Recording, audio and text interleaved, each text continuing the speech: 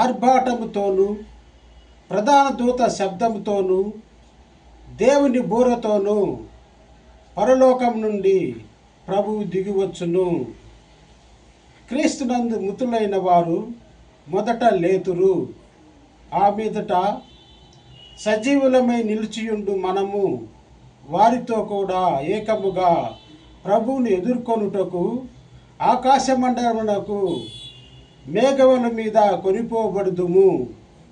కాగా మనం సదాకాలము ప్రభుతో కూడా ఉందుము.